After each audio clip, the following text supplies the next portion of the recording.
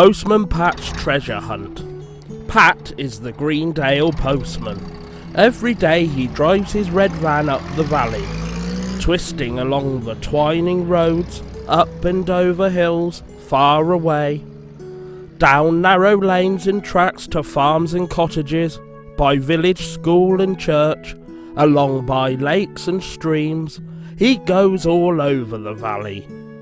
Everyone is glad to see him. He brings letters and cards, newspapers and magazines. He brings football pools and catalogues and bills and birthday cards and parcels full of who knows what.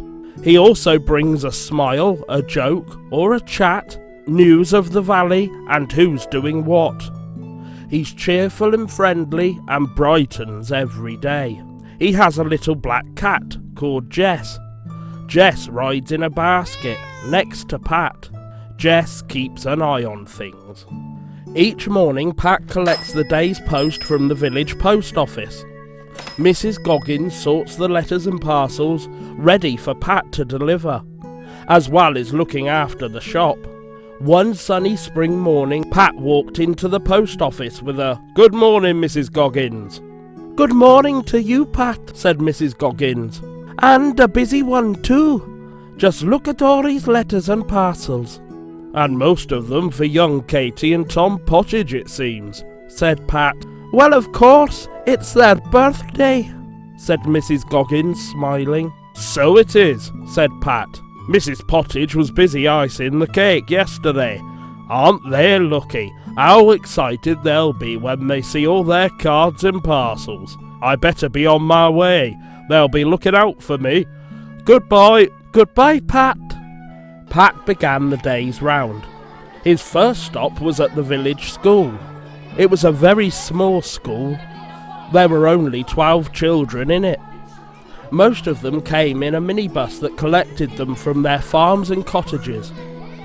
They arrived early, long before Mr. Pringle, their headmaster, drove up in his old Morris Minor.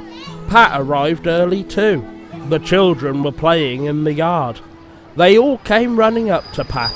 Each one had something to tell him, and Pat usually had a joke to tell, or something to tease them with. Bill Thompson was the eldest, and it was his job to look after the school's letters till Mr. Pringle arrived. This morning someone gave him a push, and he dropped the letters right in a puddle. The ink began to run. He wiped them on his shirt and made a lovely inky pattern all down his front. Sarah Gilbertson was showing Pat a fossil, so he didn't notice. Then Sarah and Lucy Selby asked Pat if he was good at hopscotch, as they had just had new lines painted in the yard. "Well, it's a very long time since I played," said Pat doubtfully. He had a try anyway, and he was quite good at it, but it made his postman's hat joggle up and down. He was enjoying the hopscotch so much that he almost forgot the time. "Good gracious," he said, looking at his watch. "I'll have to be off. The post mustn't be late, not today of all days." "What's so special about today?" asked Sarah. "Wait and see," said Pat. "Cheerio, I'll see you tomorrow." A little further along the road, Pat turned in at the gates of Greenale Farm. As soon as they heard Pat's van, Katy and Tom Pottage came running out to meet him. When they saw the pile of letters and parcels in Pat's arms, all for them, they couldn't wait to open them. As they were twins, it was a double birthday. Mrs. Pottage came out with a pair of scissors, and they sat down on the grass and snipped their parcels open. They had some lovely presents, but Katy did not seem pleased with hers. "What's up with Katy?" said Pat. "She's wrong side out today," said Mrs. Pottage. "She's lost Sarah Ann." "Is that the little doll she takes to school?" "She takes it everywhere," said Mrs. Pottage. "She's lost without it. I don't know what we'll do if it doesn't turn up." "It's sure to turn up somewhere," said Pat. "The trouble is, it could be almost anywhere," said Mrs. Pottage. "We went to see Aunt Alice yesterday and called at ever so many places on the way. She could have left it just anywhere."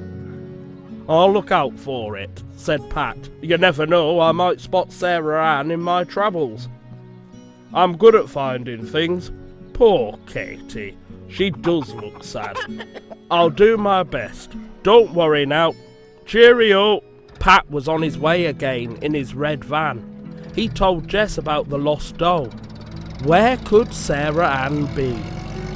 Jess looked thoughtful and kept a sharp lookout for any wandering dolls as they travelled from farm to farm. He could catch mice in the dark, so surely he could catch a doll in broad daylight. The next stop was the church. The Reverend Timms had heard Pat's van coming and was looking out to see if there were any letters today. There was a card for him from his Aunt Joan, on holiday in Mallorca. Pat told him about Katy's lost doll. "She could have left it in church," said the Reverend Timms. "She always brings it. Seek and thou shalt find. Let's have a look. Mind your head." They searched among the pews, looking under the seats, lifting hassocks, moving piles of hymn books, creeping about and popping up in unexpected places. There were so many places to look in a church. At last the Reverend Timms did find something, but it was not Sarah Ann. It was a lady's glove. "Let me see, I think I know that glove," said Pat. "Look, it has letters sewn inside. D.T. Dorothy Thompson. That's whose it must be. I'll take it along for her. She will be pleased." "Well, I hope Katy's doll does turn up," said the Reverend Timms. "Let the Lord guide you and all will be well." "Yes, we'll keep looking till we find it," said Pat. "Thanks for helping. Goodbye." Pat drove up the steep hill to Thompson Ground. Mrs. Thompson was surprised when Pat gave her a glove with her letters. "Well, I never," she said. "Where did you find my glove? I've been looking everywhere for it." Then Pat told her about Katy's doll being lost. "We were looking in the church for it, and the Reverend found your glove instead." "Well, Katy and her mum did call in for a cup of tea on Monday. She could have left her doll here. Perhaps it's under a cushion. We better have a look." They searched everywhere. They lifted cushions, they looked under chairs and behind chairs, they peered behind the television set and amongst the coats that hung on the back of the door. They even moved the sideboard out from the wall to see if Sarah Ann had slipped down the back. It was no good, they didn't find Katy's doll, but Mrs. Thompson found a knife down the side of a chair. "That's Ted Glenn's knife," said Pat. "It's his rabbiting knife." "Goodness knows when he left it here. He hasn't been since last Christmas," said Mrs. Thompson. "I'll take it along for him," said Pat. "He will be pleased to have it back." "I hope you find Katy's doll," said Mrs. Thompson. "We'll keep looking. See you tomorrow. Cheerio." "Cheerio, Pat." Pat drove down the steep and winding road and along the valley to Ted Glenn's cottage. Jess kept a sharp lookout for the lost doll. "What a day," said Pat. "We found a glove and a knife, but no Sarah Ann. I wonder if we will find her. I do hope so."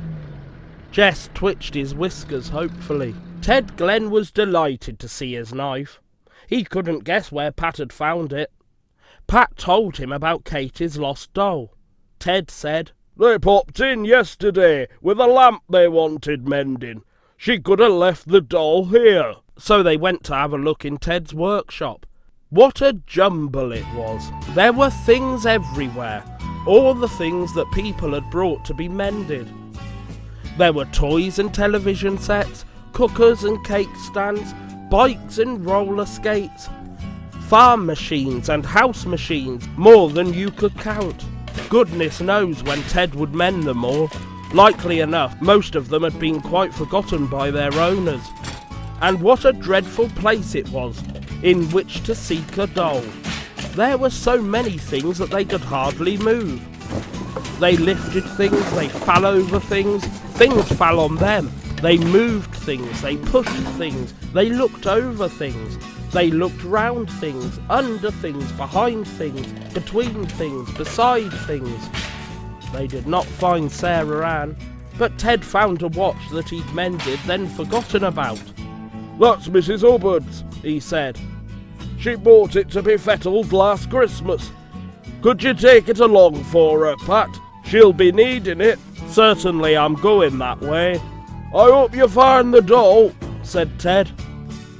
"So do I," said Pat. "I seem to be able to find plenty of other things." Pat drove along the valley to Southlands Farm Cottage, where Miss Hubbard lives. The mobile shop was already there, and Miss Hubbard was doing her shopping, filling her basket with groceries. She was pleased to see Pat, and even more pleased when he handed her a watch with her letters, though she couldn't guess where Pat had found it. Sam came to see what they were talking about, and to add up Miss Hubbard's shopping. Sam drives the mobile shop. So Pat told them both about Katy's lost doll, but they hadn't seen it. "Poor Katy," said Pat, "and on her birthday too. I'll buy her a box of chocolates to cheer her up, as we haven't found Sarah Ann." Pat took a box of chocolates from the shelf of the mobile shop. There was something else on the shelf, a squashed up something that had been behind the box of chocolates. "What's that?" said Pat, "behind your chocolates?" "I don't know," said Sam. "It's nothing I put there." Pat pulled the bundle out and straightened it and smoothed it. "I know what it is," he said. "It's a doll," said Miss Hubbard. "I don't sell dolls," said Sam. "It isn't a new one," said Miss Hubbard. "It's Katy's doll," said Pat. "There's her name sewn in the skirt. It must be Sarah Ann, the one we've been looking for all day." Sam was amazed. "That young Katy Pottage," he said, "she gets everywhere." "I'll take the chocolates anyway," said Pat. "They'll make a nice birthday present." Jess guarded Sarah Ann all the way back to Katy's farm. He wasn't going to let her slip away again. And when Pat arrived at the twins' birthday party with Sarah Ann and the chocolates, Katy smiled properly for the first time that day. She hugged Sarah Ann and Pat and Jess and said "thank you" to them all. Pat just had to join in the party, and Jess sat beside him. There was tea and cakes for Pat and a saucer of cream for Jess. It was a good party. Then Pat looked at his watch and said, "Time we were going. Goodbye, everyone. Have a good time." "Goodbye, Pat. Goodbye," everyone called, and off went Pat and Jess in their red van. Pat still had to collect the letters from the letterbox and tell Mrs. Goggins all about his treasure hunt for Katy's lost doll. Bum, bum, bum, bum, bum.